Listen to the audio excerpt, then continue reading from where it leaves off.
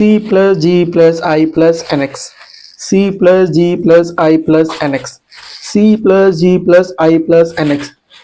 दोस्तों आप सोच रहे होंगे कि रवि सर कर क्या रहे हैं, तो कैसा लगेगा आपको ये जान के अगर मैं आपसे कहूं कि रवि सर जो है एक्सपेंडिचर मेथड का फॉर्मूला याद कर रहे हैं 4 शब्दों से एक्सपेंडिचर मेथड। जी हाँ दोस्तों, इस वीडियो में यही सीखने वाले हैं किस तरह आप सिर्फ 4 शब्दों से एक्सपेंडिचर मेथड को पूरा कंप्लीट अपनी टिप्स पर रट लेंगे। और मेरा दावा, इस वीडियो को देखने के बाद आप एग्जाम में कभी भी एक्सपेंडिचर मेथड का एक भी क्वेश्चन मिस नहीं कर पाओगे। तो जय हिंद दोस्तों, मैं रवि आप सभी का बहुत बहुत स्वागत करता हूं इकोनॉमिक्स हाउस की एक और शानदार वीडियो में। तो बिना किसी टाइम को वेस्ट किए चलिए वीडियो को शुरू करते हैं।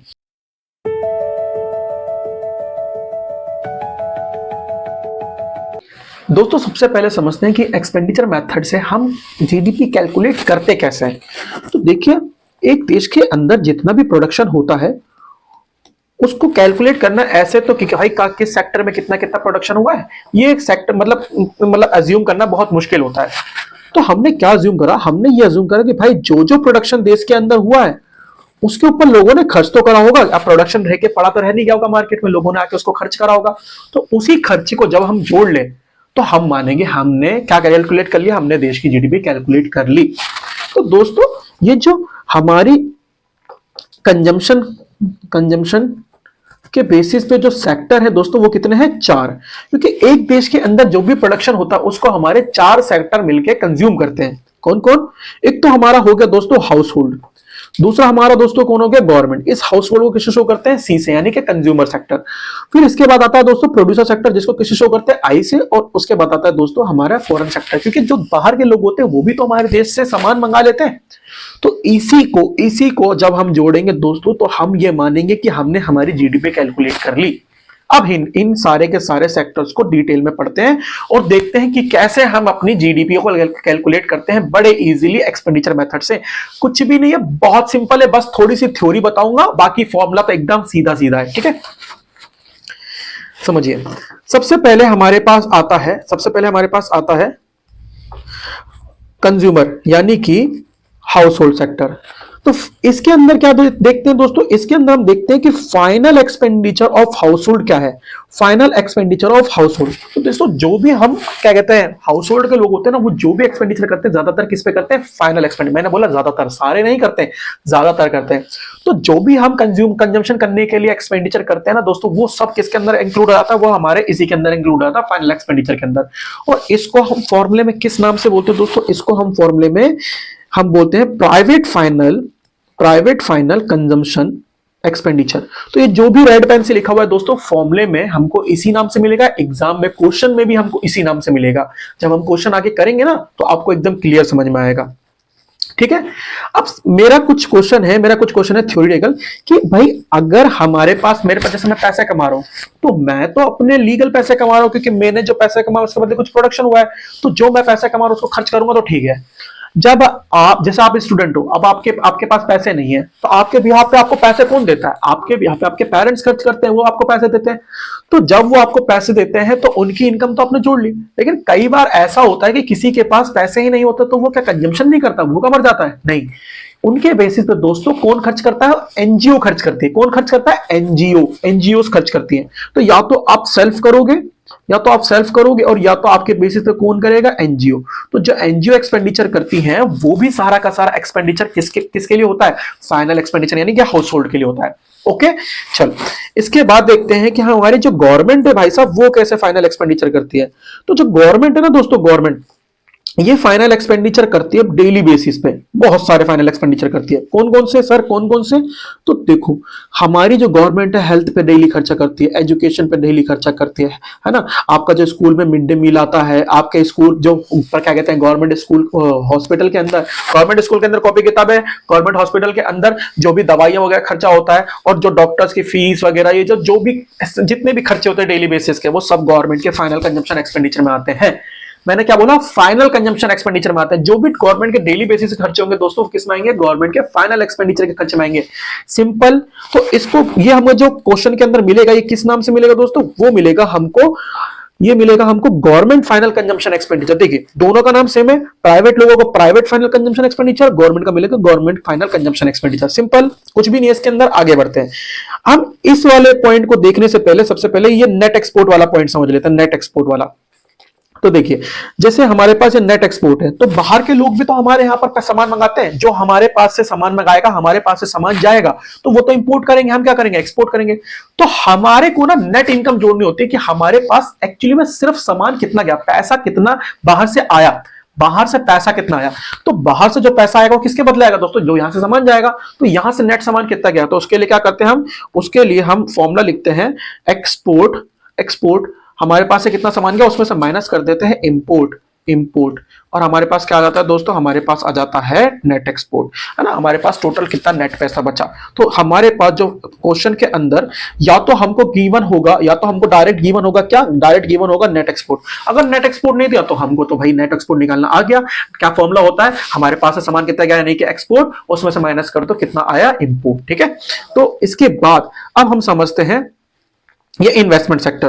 तो दोस्तों मैंने इसको इसलिए स्किप करा क्योंकि जो हमारे एक्सपेंडिचर मेथड के अंदर जो सबसे कॉम्प्लिकेटेड टर्म है ना, जिसके ऊपर अगर आपकी कमांड हो गई तो ये समझ लीजिए आपका पूरा का पूरा एक्सपेंडिचर मेथड आपके उंगलियों पे है, कोई भी क्वेश्चन छूटने से रहा कभी नहीं छूटेगा। ये जो पॉइंट है इसको हम कमांड करेंगे और इसके ऊपर कमांड बनाएंगे। ठीक है, तो सबसे पहले समझो इन्वेस्टमेंट होता क्या है। इन्वेस्टमेंट का मतलब होता है दोस्तों कैपिटल फॉर्मेशन। जब भी हम इन्वेस्टमेंट करते हैं ना, तो इन्वेस्टमेंट से कैपिटल जनरेशन होती है। मैंने बताया था investment is equal to change in capital. तो सर कैपिटल फॉर्मेशन है क्या, तो दोस्तों देश के अंदर अगर फॉरेन एक्सचेंज का ना निर्माण हो रहा है ना, कि मतलब हमारे पास देश के अंदर ना, फॉरेन एक्सचेंज बोल दिया मैंने, सॉरी गलती से। अगर हमारे पास देश के अंदर ना फिक्स असेट जनरेट हो रहे हैं, फिक्स असेट, तो फिक्स असेट के जनरेशन को ही हम क्या बोलेंगे, कैपिटल फॉर्मेशन बोलेंगे।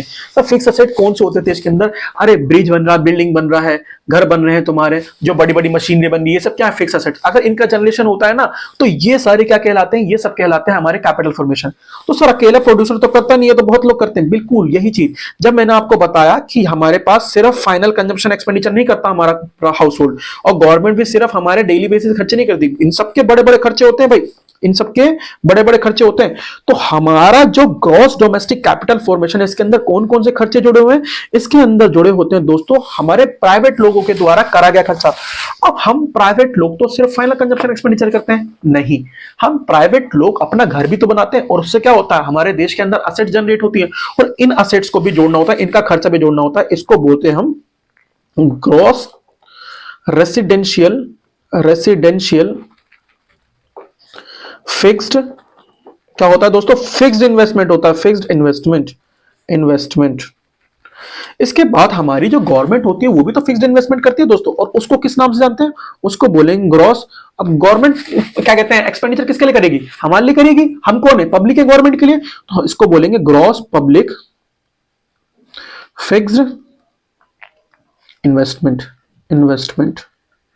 ठीक है, इसके बाद दोस्तों वही प्रोड्यूसर हमारे भाई, प्रोड्यूसर का तो काम ही है प्रोडक्शन करना, वही प्रोड्यूसर करते हैं, वही कैपिटल जनरेट करती है।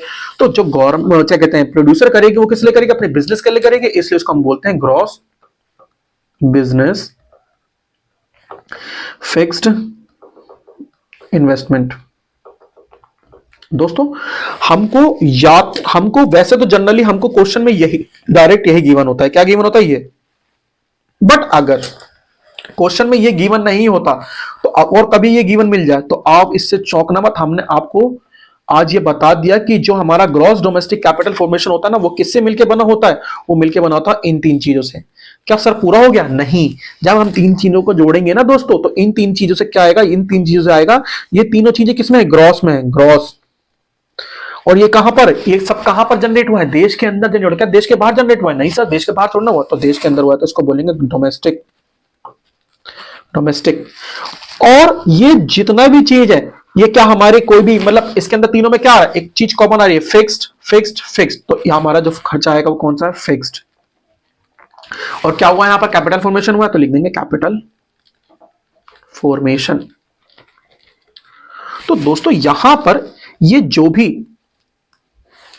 भी हमारा आया है, इसको हम डायरेक्ट जीडीपी में नहीं जोड़ सकते, क्यों, क्योंकि इसके अंदर ये फिक्स्ड है, हमें ये फिक्स्ड नहीं चाहिए। तो सर ये फिक्स्ड हटेगा कैसे, तो दोस्तों मैं आपको ना एक ना चीज बताता हूं, देखो जैसे हमने देखा कि देश के अंदर जो भी प्रोडक्शन हुआ है वो सब कोई ना कोई आके कंजम्पशन कर लेगा। तो मैं आपसे एक चीज पूछना चाहता हूं, क्या ये पॉसिबल है कि जितना प्रोडक्शन हुआ है वो सब बिक गया हो? अगर 100 यूनिट बनी है तो क्या ऐसा पॉसिबल होता है कि 100 की 100 यूनिट बिक गई हो? नहीं, बिल्कुल भी नहीं। तो इस समय क्या करते हैं हम, मान लो 100 यूनिट बनी, 80 बिक गई, तो ये 80 कहां पर जुड़ गई? ये 80 हमारे किस में जुड़ गई? ये इस इन्होंने खरीद लिया होगा, इनमें जुड़ गई, इन्होंने खरीद लिया होगा, इन्होंने जुड़ गई, और ये फॉरेन सेक्टर वालों ने जो खरीद लिया होगा, इन्होंने इसमें जुड़ गई। तो लेकिन ये जो 20 यूनिट बची ये किस में जाएगा दोस्तों? ये भी तो प्रोडक्शन हुआ है, इसको भी तो जोड़ो सर, ये भी तो प्रोडक्शन हुआ है। आपने तो बताया जीडीपी का मतलब क्या है, जितने भी सेक्टर में जो प्रोडक्शन हुआ उसको जोड़ लो। तो हाँ दोस्तों, ये भी जुड़ता है। और ये कहां जुड़ता है? ये जुड़ता है इस ग्रॉस डोमेस्टिक कैपिटल फॉर्मेशन में। किस नाम से जुड़ेगा दोस्तों? चेंज इन स्टॉक नाम से, change in stock. I hope आपको ये पॉइंट अच्छे से समझ में आया होगा कि ये किस नाम से जुड़ता है। किस नाम से जुड़ता है दोस्तों? चेंज इन स्टॉक नाम से, चेंज इन स्टॉक नाम से। ठीक है दोस्तों, जब हम इसके अंदर चेंज इन स्टॉक जोड़ देंगे तो हमको क्या मिल जाएगा? हमको मिल जाएगा ग्रॉस डोमेस्टिक कैपिटल फॉर्मेशन। क्यों सर? चेंज इन स्टॉक जोड़ने से इसके अंदर से फिक्स्ड एसेट गया। तो दोस्तों अब ये टोटल फिक्स छोड़ना, अब तो इसके अंदर कुछ वेरिएबल भी ना, यानी कि स्टॉक जुड़ गया, और स्टॉक फिक्स एसेट होते नहीं, करंट एसेट्स होते हैं, तो फिक्स हट जाएगा इसके अंदर ये जोड़ने से। अब हम इसको डायरेक्ट जोड़ सकते हैं। अब हम इसको क्या कर सकते हैं? डायरेक्ट जोड़ सकते हैं, इसको डायरेक्ट जोड़ सकते हैं। तो मैं इसके ऊपर भी रेड मार्क कर देता हूं। और जब हम इन चारों चीजों को जोड़ेंगे, जो कि कौन कौन सी है? Private final consumption expenditure, government final consumption expenditure, gross domestic capital formation, और हमारा नेट एक्सपोर्ट, तो हमें क्या मिल जाएगा दोस्तों? हमें क्या मिलेगा? हमें मिलेगा, देखो सारी की सारी चीजें, तो जितने भी खर्चे होते हैं ना हमारे, सारे के सारे क्या होते हैं? नेट खर्चे होते हैं। बट एक खर्चा ऐसा है, एक खर्चा हरामखोर ऐसा है जिसकी वजह से हमारा जो आंसर आएगा वो क्या आएगा? ग्रॉस में आएगा। कौन सा है दोस्तों? अभी हमने सीखा है ये। क्योंकि इसके अंदर जब हम कैपिटल फॉर्मेशन करते हैं तो कई बार पुरानी असेट्स पे किया गया खर्चा भी जोड़ लेते हैं। मैंने सिखा रखा है ना कन्वर्जन वाले पिछले चैप्टर में कि ग्रोथ के अंदर क्या जोड़ा था? डेप्रिसिएशन। उसका मतलब क्या होता है? पुराने असेट्स पे किया गया खर्चा। तो इसको जब जोड़ लेते हैं तो हमारा सिर्फ इस ग्रोथ की वजह से हमारा जो आंसर आता है, इस ग्रोथ की वजह से हमारा आंसर भी ग्रोथ में आता है। सर अगर ये ग्रोथ की जगह नेट दे रखा हो, बिल्कुल, अगर ग्रोथ की जगह ये नेट होता तो हमारा आंसर नेट में आता। ठीक है, अभी तो ग्रॉस में तो ग्रॉस लिखते हैं। ये सारा का सारा जो कैपिटल फॉर्मेशन या फिर जो भी कंजम्पशन हुआ, कहां हुआ है? आप कहोगे सर ये सारा का सारा जो कंजम्पशन हुआ है ना, ये हमारा एक देश के अंदर हुआ है, यानी कि डोमेस्टिक बाउंड्री के अंदर हुआ है। अगर डोमेस्टिक बाउंड्री के अंदर हुआ तो दोस्तों नेशनल इनकम नहीं आएगी, क्या आएगी? जीडीपी, यानी कि जी, और प्रोडक्ट तो होता ही है। अब जो भी हम मार्केट में खरीदते हैं, यानी कि जो भी हमने कंजम्पशन करा, जैसे आपने कंजम्पशन करा, कहां करा होगा? मार्केट के अंदर करा होगा। तो इसीलिए जो भी प्रोडक्शन होता है वो किस पर निकालते हैं हम? मार्केट प्राइस पे। तो इसीलिए हमारा एक्सपेंडिचर मेथड होता है, उससे क्या निकलता है? हमारा जीडीपी एमपी निकलता है। क्या निकलता है? GDP MP. क्या निकलता है? GDP at MP. अब कुछ ना चीजें समझते हैं, कई बार जो क्वेश्चन में आता है। अब मैंने आपको बताया कि हमारे पास ना एक तो ये टर्म सेम टू सेम ऐसे देगा, ये टर्म भी बिल्कुल सेम टू सेम ऐसे देगा, ये टर्म भी लगभग सेम टू सेम कई बार ऐसे देता है, नहीं तो फिर एक्सपोर्ट इंपोर्ट अलग निकलता है, हमको नेट एक्सपोर्ट निकालना आ गया। बट मैंने आपको बताया कि ये टर्म बार बार अलग अलग तरीके से पूछा जाता है कंफ्यूज करने के लिए, तो इसके ऊपर कमांड हासिल करना जरूरी है। तो समझिए, जैसे हमारे पास अगर ग्रॉस डोमेस्टिक कैपिटल फॉर्मेशन देता है, फॉर्मेशन डायरेक्ट दे दिया, तब तो कोई बात नहीं, तब तो हम मजे आराम से उठा के कर लिया और हो गया हमारा। बट क्या होगा अगर हमको gross domestic capital, gross domestic fixed capital formation दे दे? क्या दे दे? Fixed capital formation. तब क्या करेंगे? तो अभी मैंने बताया आपको कि इसके अंदर हम क्या करेंगे? फिक्स्ड हटाने के लिए चेंज इन स्टॉक जोड़ देंगे। सर चेंज इन स्टॉक ढूंढना पड़ेगा? जी हाँ, चेंज इन स्टॉक ढूंढना पड़ेगा। या तो आपको ये चेंज इन स्टॉक डायरेक्ट मिल जाएगा क्वेश्चन के अंदर, या तो डायरेक्ट मिल जाएगा, या आपको क्या मिलेगा? ऐसे मिलेगा, ओपनिंग स्टॉक और मिलेगा क्लोजिंग स्टॉक। तो सर चेंजिंग स्टॉक तो दिया नहीं, कैसे निकालेंगे? फॉर्मूला होता है चेंज इन स्टॉक का, change in stock is equal to होता है closing stock minus opening stock. ठीक है, अंडरस्टूड। क्लोजिंग स्टॉक में से ओपनिंग स्टॉक माइनस कर दोगे आप और चेंज स्टॉक निकल जाएगा, और इस चेंज स्टॉक को आप किसमें जोड़ दोगे, gross domestic fix capital formation में जोड़ दोगे, तो आपका वही ग्रॉस डोमेस्टिक कैपिटल फॉर्मेशन बन जाएगा। ठीक है, ये तो हो गया हमारा पहला केस, फिर हो गया दूसरा केस, फिर अब तीसरा केस। मान लीजिए हमको ये दे देता है नेट डोमेस्टिक कैपिटल फॉर्मेशन। तो सर इसके अंदर तो नेट दे दिया, तो क्या मुझे डेप्रिसिएशन ऐड करना पड़ेगा? देखो ये डिपेंड करता है कि आपको निकालना क्या है। मान लो आपको कह दे नेशनल इनकम निकाल लो, तो नेशनल इनकम को किसे शो करते हैं, एनएनपीएस है।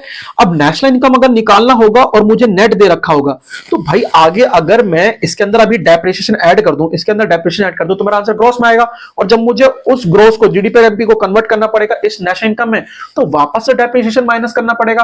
तो बार बार ऐड माइनस करने से अच्छा मैं इसको ऐसे रहने दूंगा। लेकिन अगर मुझे ग्रॉस की टर्म निकालनी है, ग्रॉस की, तो मुझे इसके अंदर क्या करना पड़ेगा दोस्तों, मुझे इसके अंदर डेप्रिसिएशन ऐड करना पड़ेगा। मुझे क्या करना पड़ेगा, डेप्रिसिएशन ऐड करना पड़ेगा। ठीक है, तो इसकी वजह से जब अगर ये हमको डायरेक्ट क्वेश्चन में, देखो इसके अंदर फिक्स नहीं है, तो इसकी वजह से हमको डायरेक्ट क्वेश्चन में दिया, तो हमारा आंसर किसमें आएगा, हमारा आंसर चेंज हो जाएगा एनडीपीएट एफसी में, सॉरी एनडीपीएट एमपी में। ओके, एनडीपीएट एमपी में। ठीक है, ये याद रखना आप, हमारा आंसर किसमें चेंज हो जाएगा, एनडीपीएट एमपी में, एमपी। चलो अब चौथा केस क्या है, चौथा केस क्या हो, हमको net domestic fixed capital formation दे दे, फॉर्मेशन। ठीक है, net domestic fix capital formation दे दे। दोस्तों ऐसे केस में आपको वही चेंज इन स्टॉक इसके अंदर जोड़ लेना है, चेंज इन स्टॉक आपको जोड़ लेना। ये फिक्स तो आपको हटाना है, चाहे आपको नेट निकालना हो चाहे आपको ग्रॉस निकालना हो। अब वही सेम चीज, जब आप इसको प्लस कर लोगे तो वही सेम चीज, अगर आपको नेट निकालना है तो इसको ऐसे रहने देना, अगर आपको ग्रॉस निकालना है तो इसके अंदर डेप्रिसिएशन ऐड कर देना। ठीक है, अब एक चीज और, कई बार ऐसा होता है दोस्तों, ये इंपॉर्टेंट, इसके ऊपर ध्यान देना, इंपॉर्टेंट है। कई बार ऐसा होता है ना कि हमको क्वेश्चन के अंदर ना डेप्रिसिएशन गिवन नहीं होता, when depreciation is not given, जब डेप्रिसिएशन गिवन नहीं होता, तो सर उस केस में क्या करेंगे, जब डेप्रिसिएशन गिवन नहीं होता। दोस्तों जब डेप्रिसिएशन गिवन नहीं होता तो हमको क्वेश्चन के अंदर दो चीज गिवन होती है, ग्रॉस डोमेस्टिक कैपिटल फॉर्मेशन, और दोस्तों एक गिवन होता है हमको नेट डोमेस्टिक कैपिटल फॉर्मेशन। तो आपको बस क्या करना, अगर आपको डेप्रिसिएशन की जरूरत है, अगर आपको डेप्रिसिएशन निकालना जरूरी है, रिक्वायर्ड है, तो आप बस इसमें से इसको माइनस कर देना, ग्रॉस वाली टर्म में से नेट वाली टर्म माइनस कर देना। लेकिन इस चीज का ध्यान रखना दोस्तों कि ग्रॉस डोमेस्टिक कैपिटल फॉर्मेशन में से net domestic capital formation minus करो। अगर आपको gross domestic fixed capital formation दे रखा है तो उसमें से net domestic fixed capital formation ही माइनस होगा, यानी कि टर्म सेम होनी चाहिए, बस ग्रॉस और नेट का फर्क हो, टर्म पूरी की पूरी सेम होनी चाहिए। आई होप आपको यहां तक सब कुछ क्लियर हो गया होगा। अब इसको और क्लियर करने के लिए चलिए कुछ क्वेश्चन करते हैं। ठीक है, हमको बोला है कैलकुलेट नेशनल इनकम, है ना, by income and expenditure method. अभी हमने एक्सपेंडिचर मेथड करा है, तो पहले हम एक्सपेंडिचर मेथड से निकाल के देखते हैं। तो हमने सीखा था C plus G plus I plus NX। दोस्तों ये खाली मेमोराइज करने के लिए है, ये खाली याद करने के लिए। आपको एग्जाम में पूरा फॉर्मूला लिखना है, यानी कि private final consumption expenditure, gross government final consumption expenditure, gross domestic capital formation और प्लस नेट एक्सपोर्ट। आपको पूरा फॉर्मूला लिखना है। ये सिर्फ मैं अभी ऐसी जल्दी करने के लिए लिख रहा हूं, लेकिन आपको पूरा फॉर्मूला लिखना है। ये मत कहना कि बाद में रवि सर ने बताया नहीं। ठीक है, अब हमारे पास सबसे पहले है C, यानी कि private final consumption expenditure. Private final consumption expenditure ये दे रखा, इसकी वैल्यू कितनी है, 29। कितनी है, 29। 1 2 3 plus government final consumption expenditure, government final consumption 38। ठीक है, 29,000, 3,800। इसके बाद gross domestic capital formation, sir gross domestic capital, देखिए ग्रॉस डोमेस्टिक और यहां पर क्या दे रखा है, फिक्स। मैंने अभी क्या सिखाया आपको, जब भी आपको ग्रॉस डोमेस्टिक कैपिटल फॉर्मेशन की जगह फिक्स दे रखा हो, तो सबसे पहले आप इसके अमाउंट लिखिए, कितना है 6300, और इसके अंदर प्लस कर दीजिए चेंज इन स्टॉक। क्या आपको चेंज इन स्टॉक गिवन है, change in stock, change in stock, change in stock, compensation of employ, change in stock काम रह गया, नेट एडिशन टू, देखिए नेट एडिशन टू स्टॉक यानी कि एडिशन स्टॉक, स्टॉक बढ़ रहा है यानी कि स्टॉक बढ़ रहा है, इसको क्या बोलेंगे हम, चेंज स्टॉक। यहाँ पर चेंज स्टॉक का दूसरा नाम है और इसका नाम क्या है, 1000, इसकी वैल्यू क्या है 1000। तो हमने जब अपने net domestic capital sorry gross domestic fixed के अंदर अपना चेंज इन स्टॉक को मैंने क्या कर दिया, ऐड कर दिया, तो अब ये क्या बन गया होगा, ग्रॉस डोमेस्टिक कैपिटल फॉर्मेशन, यानी कि फिक्स हट गया, हमको फिक्स नहीं चाहिए। इसके बाद क्या आएगा दोस्तों, इसके बाद आएगा हमारे पास नेट एक्सपोर्ट। क्या नेट एक्सपोर्ट दे रखा है, net export, net import of goods and service और एक्सपोर्ट। देखो एक्सपोर्ट दे रखा है, इंपोर्ट, हमारा फॉर्मूला क्या होता है नेट एक्सपोर्ट का, एक्सपोर्ट माइनस इंपोर्ट। तो एक्सपोर्ट कितना दे रखा है दोस्तों, एक्सपोर्ट दे रखा है 1700, इंपोर्ट दे रखा है 1800। तो जब हम 1700 में से माइनस करेंगे 1800 दोस्तों, बचेगा माइनस का 100, तो ये माइनस का 100 क्या हो जाएगा, प्लस हो जाएगा। ठीक है, चलिए इस हम अपनी वैल्यू निकालते हैं। हमें पता है इससे आता है क्या, इससे आता है जीडीपी एट एमपी। तो कितना आएगा 29 में 3 जोड़ेंगे 32 800 के अंदर 800 के अंदर हम जोड़ेंगे 6300, तो आएगा कितना दोस्तों, 0 0 8 3 11 का 1, और ये हो जाएगा 9 और ये हो जाएगा 3। ठीक है, ये आ जाएगा 39,100। ठीक है, 39,100 के अंदर हम 1000 जोड़ेंगे तो जाएगा 4, ये कितना हो जाएगा 40,100। ठीक है, 40,100 और प्लस इसके अंदर माइनस कर देंगे 100, तो ये कितना हो जाएगा दोस्तों 40,000। कितना आ गया हमारा 40,000। तो जीडीपी एट एमपी तो कितना आ गया मेरा 40,000। अगर मेरा जीडीपी एट एमपी 40,000 आ रहा है तो अब मुझे निकाल करना पड़ेगा इसको नेशनल इनकम। देखिए क्वेश्चन में बोला था नेशनल इनकम। नेशनल इनकम क्या होता है दोस्तों, एनएनपी एट एफसी। हमें क्या दे रखा है, जीडीपी एट एमपी। तो हमको ग्रॉस से किस पे जाना है, नेट पे, माइनस क्या कर देंगे, डैप कर देंगे। ठीक है, हमको डोमेस्टिक किसके जाना है, नेशनल पे, हम क्या कर देंगे एनएफआईए प्लस कर देंगे, और हमको मार्केट प्राइस किस पे जाना, फैक्टर कॉस्ट पे, इसमें माइनस कर देंगे एनआईटी। तो वैल्यू लिख लेते हैं 40,000। सबसे पहले डेप्रिसिएशन मतलब कंजम्पशन ऑफ फिक्स कैपिटल क्या दे रखा है, देखिए consumption of fix capital depreciation. ठीक है, कितना दे रखा 2200, माइनस कर देंगे इसमें से 2200। फिर इसके बाद NFIA net factor income from abroad, देखो कितना दे रखा 300 दे रखा, प्लस करेंगे इसमें 300। अब इसके अंदर माइनस करेंगे एनआईटी। नेट इनडायरेक्ट टैक्स क्या दे रखा है, नेट इंडेक्स, देखिए इनडायरेक्ट टैक्स दे रखा है और सब्सिडीज दे रखी है क्या हमको क्वेश्चन में, देखिए सब्सिडीज दे रखी है 300। इनडायरेक्ट टैक्स कितना गिवन है दोस्तों 3800 और सब्सिडीज गिवन है 300। तो हमारा जो फॉर्मूला होता है एनआईटी का जो फॉर्मूला होता है दोस्तों क्या होता है, इनडायरेक्ट टैक्स माइनस सब्सिडीज। हमको इनडायरेक्ट टैक्स कितना गिवन है, हमको इनडायरेक्ट टैक्स गिवन है 3800, हम सब्सिडीज कितना गिवन है 300। तो कितना हो जाएगा दोस्तों, आ जाएगा 3500। अब इसको 3500 को हम क्या कर देंगे, इसमें से माइनस कर देंगे, तो हमारी वैल्यू कितनी हो जाएगी दोस्तों, देखिए जब 300 को इसमें से माइनस करेंगे कितना हो जाएगा, 3500 में से 300 गया, बचा 3200 और 3200 प्लस 2200 कितना हो जाएगा 0 0 4 5 5400। तो हम क्या माइनस करेंगे, 40,000 में से माइनस कर देंगे 5400, तो वैल्यू कितनी आएगी दोस्तों, वैल्यू आएगी मेरी 34,600। ठीक है, 34,600 सही है, हाँ बिल्कुल सही है। तो हमारा एनएनपीएफ से कितना आ गया दोस्तों 34,600। ठीक है, कोई दिक्कत, कोई परेशानी, कोई दिक्कत नहीं, चले आगे बढ़ते हैं। ठीक है,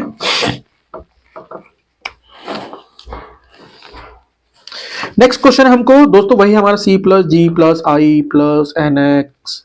मैं फिर से बता रहा हूं आपको पूरा फॉर्मूला लिखना है, पूरा फॉर्मूला लिख के आना एग्जाम में। ठीक है, तो देखो हमारा पहला क्या है, प्राइवेट फाइनल कंजप्शन एक्सपेंडिचर कितना देगा 7540 plus government final consumption expenditure कितना दे रखा है दोस्तों 4560 plus net gross domestic fixed investment, देखिए फिक्स्ड इन्वेस्टमेंट दे रखा था कितना दोस्तों 2730। अब जैसे हमको ये पता चला कि सर ये फिक्स्ड दे रखा है तो इसके अंदर क्या करना पड़ेगा, चेंज इन स्टॉक ऐड करना पड़ेगा। चेंज इन स्टॉक का फॉर्मूला अलग अलग दे रखा है हमको। चेंज इन स्टॉक का फॉर्मूला क्या होता है दोस्तों, चेंज इन स्टॉक का फॉर्मूला होता है closing stock minus opening stock. Closing stock कितना है दोस्तों, क्लोजिंग स्टॉक है 1050 माइनस ओपनिंग स्टॉक कितना है दोस्तों 850। इसमें से माइनस करेंगे 50 में 50 गया, बचा 800 200। ठीक है, इसमें प्लस कर देंगे 200। ठीक है, प्लस करेंगे इसके अंदर नेट एक्सपोर्ट का, नेट एक्सपोर्ट गिवन है ये रहा नेट एक्सपोर्ट दोस्तों माइनस का 40। ठीक है, प्लस करें तो 7540 प्लस 4560 है ना, और इसके अंदर प्लस करेंगे 2730 200 0 6 4 10 10 का 3 कैरी लगा कितना एक, 5 5 10 11, 11 और 9 20 का 2, और ये हो जाएगा हमारा 8 7 15, 15, तो ये आ जाएगा 15,030 माइनस 40, तो जाएगा 15,010। हमें कैलकुलेट क्या करना था दोस्तों, जीडीपी एट एमपी हमने कैलकुलेट कर लिया। अब हमको दूसरी चीज जो कैलकुलेट करनी है वो हमको करनी है एनएनपी एफएफसी, हमारा जीडीपी एट एमपी। हम जब भी आंसर निकालेंगे उसको किस में पैक करेंगे, बॉक्स में पैक करेंगे, ताकि हमारा आंसर अलग से एकदम सुंदर सुंदर दिखाई दे। सुंदर सुंदर आंसर दिखाई देंगे तो सुंदर सुंदर नंबर मिलेंगे, याद रखना, ठीक है। इसके बाद हमको एनएनपी एट एफसी निकालना है, एनएनपी एट एफसी, और वही हमारा जीडीपी एट एमपी को क्या करेंगे, कन्वर्ट करेंगे, इसमें से माइनस करेंगे डैप, प्लस करेंगे एनआईटी, सॉरी प्लस करेंगे एनएफआईए, और माइनस कर देंगे इसमें से एनआईटी। अगर आपको कन्वर्जन नहीं आता है तो मैंने प्रीवियस क्लास में कन्वर्जन सिखाया है कि किसी एक टर्म को दूसरे टर्म में कैसे कन्वर्ट करते हैं, तो उस वीडियो को जरूर देख लेना, ठीक है।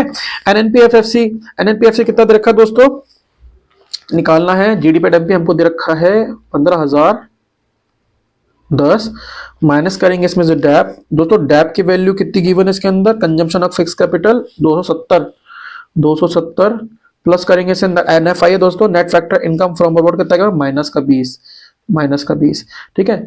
अब इसके अंदर माइनस कर देंगे एनआईटी दोस्तों, नेट इनडायरेक्ट टैक्स क्या दे रखा है, नेट इनडायरेक्ट टैक्स देखो, इनडायरेक्ट टैक्स दे रखा है 300 और सब्सिडीज दे रखा है 100, 300 में 100 गया, बचेगा 200, तो 200, तो तीनों चीज माइनस हो रही है, तीनों चीज क्या हो रही है, माइनस हो रही है। 270 माइनस 290 और ये हो जाएगा 490, यानी कि 15,010 में से माइनस करना है मुझे 490, ठीक है। तो 15,010 माइनस 490, 0, 10 में से 11 में से 9 गया 2, 9 में से 4 गया 5, 4 1, तो कितना आया 14,520, तो हमारा आंसर कितना आ गया 14,520। इन सबको क्या कर देंगे, हम रब कर देंगे, तो ये क्या आ गया हमारा दोस्तों एनएनपी एट एफसी, ठीक है, ठीक है। आई होप आपको ये क्वेश्चन पूरा का पूरा समझ में आया होगा, आपको ये सारे मेथड क्लियर हुए होंगे, है ना। और आपके लिए ना ये वाला क्वेश्चन, इस वाले क्वेश्चन का ना आंसर इसका, और अभी हमने कौन सा करा, हाँ इस वाले क्वेश्चन को ना आप मुझे सॉल्यूशन करके ना कमेंट करना, कमेंट कर ही देना, ठीक है। चलो मिलते हैं नेक्स्ट क्लास में, और नेक्स्ट क्लास में हम क्या करेंगे, वैल्यू एडेड मेथड, और जो बचे हुए हमारी थ्योरी का पार्ट है वो पूरा कंप्लीट करके नेशनल इनकम की पूरी यूनिट हम कंप्लीट कर देंगे, ठीक है। चलिए मिलते हैं नेक्स्ट क्लास में, जय हिंद।